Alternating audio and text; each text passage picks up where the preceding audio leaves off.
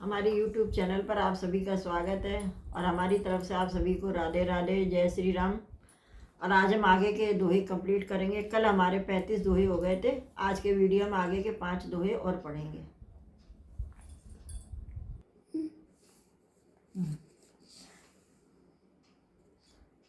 शंभु प्रसाद सुमिति तुलसी रामचरितमानस कवि तुलसी करही मनोहर अति अनुहारी सुजन सुचित्ल्यों सुधारी। अर्थात श्री शिव जी की कृपा से उसके हृदय में सुंदर बुद्धि का विकास हुआ, जिससे यह तुलसीदास श्री रामचंद्र जी मानस का कवि हुआ। अपने बुद्धि के अनुसार इसे मनोहर ही बनाता, किंतु फिर भी है सज्जनों, सुंदर चित्त से इसे आप अपना सुधार कीजिए। स्मित भूमि थल हृदय अगाधु वेद पुराण उदति गण साधु बरसई राम सुजस बरवारी मधुर मनोहर मंगलकारी। अर्थात सुंदर यानी सात्विक बुद्धि भूमि हृदय ही उसका गहरा स्थान है। वेद पुराण समुद्र और साधु संत मेघ हैं। वे श्री रामचंद्र जी के सुयश रूपी सुंदर मधुर मनोहर और मंगलकारी जल की वर्षा करते हैं। लीला सुगन ये कहीं बकानी सोई स्वच्छता करिए मनहानि। प्रेम भगत जो बरे न जाए सोई मधुरता सुशीतलताई। अर्थात सगुण लीला का जो विस्तार से वर्णन करते हैं वही राम सुयश रूपी जल की निर्मलता है, और जो मल का नाश करती है और जो प्रेमा भक्ति का वर्णन नहीं किया जा सकता वही इस जल की मधुरता और सुंदरशीलता है। सो जल सुकृत सालिहित होई राम भजन जीवन सोई। मेधा में गत सो जल पावन सकल श्रमन मग चले सुहावन। मरे सुना सुमानस सुतल तिराना सुखद शीत चरी चारु चिराना। अर्थात यह राम सुयश रूपी जल उसन सत्कर्म रूपी धान के लिए हितकर है और रामचंद्र जी के भक्तों का जीवन ही है। यह पवित्र जल बुद्धि रूपी पृथ्वी पर गिरा और सिमट कर सुहावने ने कान रूपी मार्ग से चला और मानस यानी हृदय रूपी श्रेष्ठ स्थान में भरकर वही स्थिर हो गया। वही पुराना होकर सुंदर रुचिकर शीतल और सुखदायी हो गया। सुर सुंदर संवाद वर बिरचे बुद्धि विचारी ते ही पावन सुबह सर घाट मनोहर चारी। अर्थात इस कथा में बुद्धि से विचार कर चार अत्यंत सुंदर और उत्तम संवाद यानी भुसुंडी गरुण शिव पार्वती याकलब भरद्वाज और तुलसीदास और संत रचे हैं। वही इस पवित्र और सुंदर सरोवर के 4 मनोहर घाट हैं।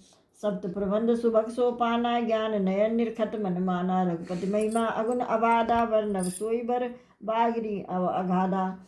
अर्थात 7 कांड ही इस मानस सरोवर की सुंदर 7 सीढ़ियाँ हैं, जिन्होंने ज्ञान रूपी नेत्रों से देखते ही मन प्रसन्न हो जाता है। और श्रीनाथ जी की निर्गुण यानी प्राकृतिक गुणों से अतीत और निर्बाध यानी एक रस महिमा का जो वर्णन किया जाएगा वही सुंदर जल की अथाह गहराई है। राम सिय जल ससिल सुधासम उपमा बीच बिलास मनोरम पुर नहीं सगन चारु चौपाई जुगुत मंजू मुनि सीप सुहाई। अर्थात श्री रामचंद्र जी का और सीता जी का यह समृद्ध के समान जल है। इसमें जो उपमाएँ दी गई हैं वही तरंगों का मनोहर विलास है, परंतु चौपाइयाँ ही इसमें घनी फैलाई हुई पुरन यानी कमलनी है, और कविता की युक्तियाँ सुंदर मणि यानी मोती उत्पन्न करने वाली सुहावनी सीपियाँ हैं।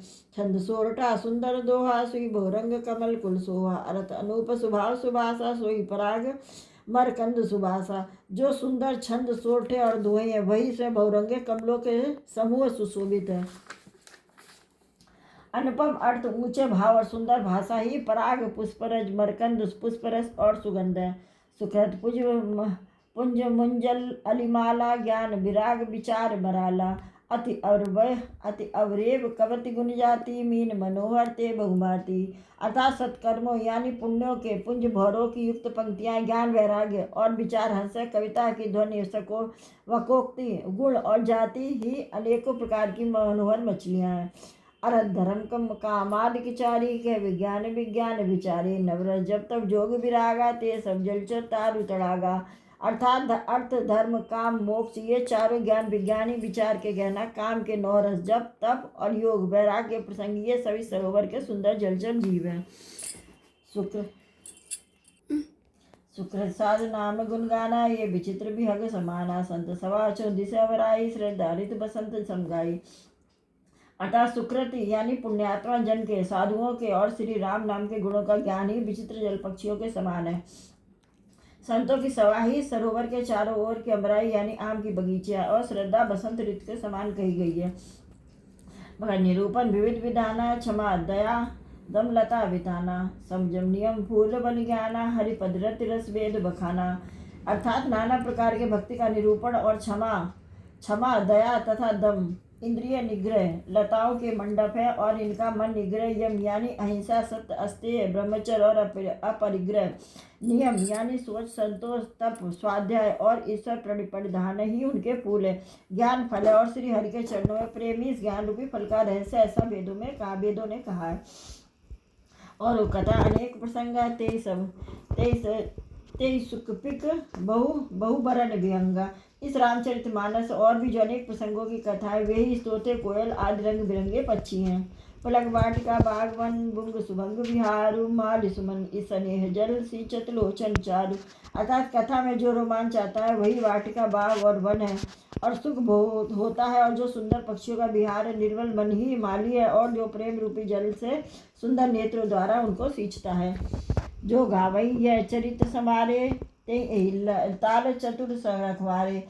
न सदा सुनई सादर नर नारी तेहि सुरव्र मानस अधिकारी। अर्थात जो लोग इस चरित्र को सावधानी से गाते वे इस कला को चतुर रखवाले हैं, और जो स्त्री पुरुष सदा आदर पूर्वक इसे सुनते वे सुंदर मानस के अधिकारी उत्तर देता है।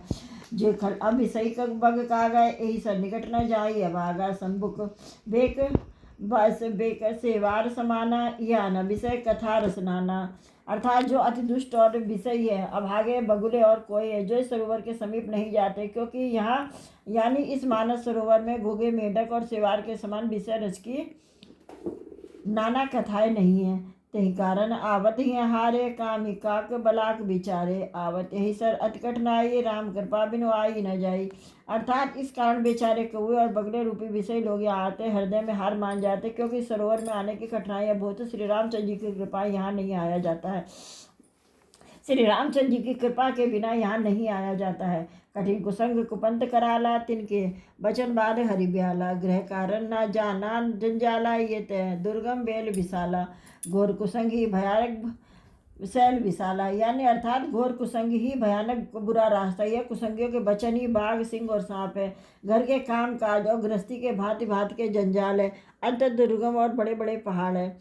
बनभो विषम मोह मद माना, नदी कुतर्क भयंकर नाना। अर्थात मोह मद और मान ही बहुत से बीहड़ वन और नाना प्रकार के कुतर्की भयागर नदियाँ हैं। जय श्रद्धा संबल रहित नहीं संतन के न करनाथ करसात, तिनको मानस अगम अति जिन्हें न प्रिय रघुनाथ। अर्थात जिनके पास श्रद्धा रूपी रहा खर्च नहीं है, संतों का साथ नहीं है और जिनको श्री रघुनाथ जी प्रिय नहीं, उसके लिए मानस अत्यंत अगम है।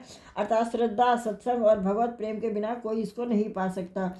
जो करी कष्ट जाई नहीं पुनि जोई, पुनि कोई जाते नींद जुड़ाई होई। जड़ता जाड़ विषम उर लागा, गयो न मंजन पाओ अभावागा।